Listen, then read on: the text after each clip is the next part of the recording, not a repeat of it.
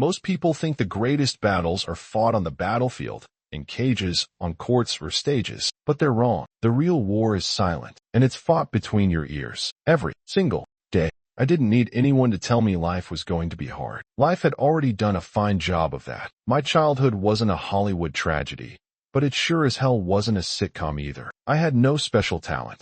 I wasn't athletic. I wasn't smart. And I definitely wasn't tough. But I had something else. I had pain. A lot of it. And for the longest time, I ran from it. I distracted myself with TV, junk food, jokes, and pretending I didn't care. I numbed it with scrolling, binge watching, and excuses. I played small, told myself I wasn't cut out for greatness, and settled into the lie my mind whispered every morning.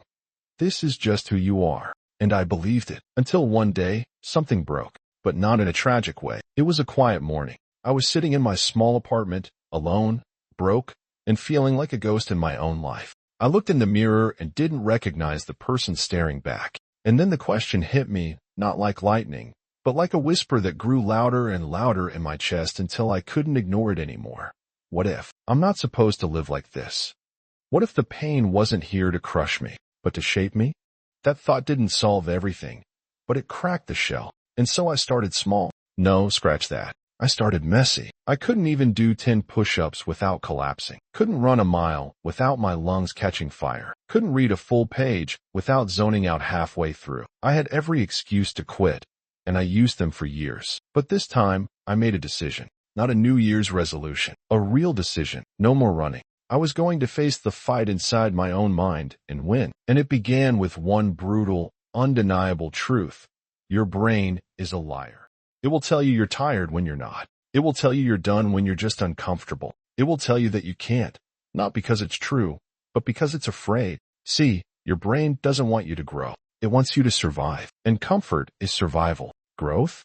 That's dangerous. That's change. That's risk. But I wasn't after survival anymore. I was after freedom. And freedom demands fire. So I trained myself to lean into it. When I didn't want to wake up at 5 a.m., I got up anyway. When I didn't feel like running, I laced my shoes. When I couldn't focus, I turned off every device, grabbed a pen, and forced myself to write the same line of a book over and over until my brain got the message. We're not quitting. It was brutal at first. My legs screamed. My lungs begged. My ego shattered daily. But guess what?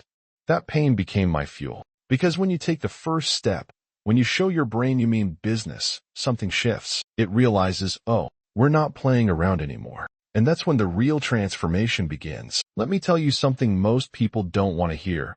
There's no hack, no shortcut, no guru, number 5-step plan. There's only work. Hard, unglamorous, lonely, disciplined, repetitive, boring work. But that's where greatness lives. In the trenches, in the mud, in the days no one sees, applauds, or claps for. Those mornings when your body's broken but your mind says, we go again. That's the moment. That's the win. I didn't become stronger overnight, but I became relentless. And slowly, that changed everything. I applied to the military, failed. Tried again, failed harder. Was told, you're too weak, too small, too broken. But I kept coming back. And every no just sharpened my edge. Eventually, I got in. But the real battle had only begun.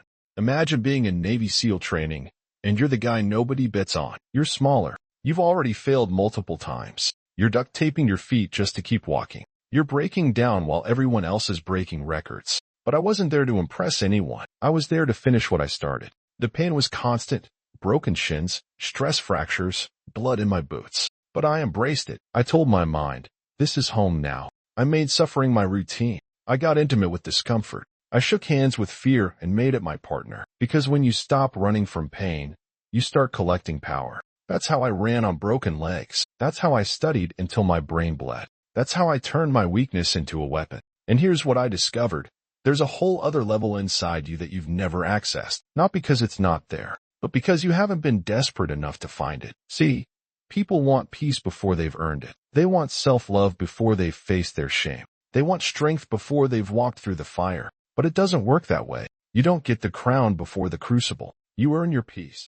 You dig it out from beneath the pain, the failure, the self-doubt, the grind. And when you do, it's unshakable. I found peace not by avoiding suffering, but by mastering it. I made pain my compass, not my cage. And now, when things get hard, When life punches me in the face, I smile. Because I know exactly who I am when things fall apart. I've been there before. I didn't just survive hell. I learned to own it. And you can too. But you have to start. Not tomorrow. Not when it's convenient. Not when motivation strikes. Now. Right now. Ask yourself, what lie has your mind been feeding you? That you're too old? Too young? Too dumb? Too broken? Call it out. Challenge it. And then take one step. Just one. In the direction of your highest self. Maybe it's one push-up, one walk, one page, one truth. Doesn't matter what it is. Just do it. And then do it again and again until your brain stops arguing, until your weakness becomes muscle, until your excuses become ashes. This isn't about being a Navy SEAL. It's about becoming the kind of person who doesn't flinch at life, who doesn't wait to be rescued, who knows that every scar is a story and every story is strength. So the next time your mind says, I can't, say this. I don't negotiate with fear, because the war is already happening, and it's not out there. It's in here. But here's the good news. You're not a victim. You're the weapon. Now use it.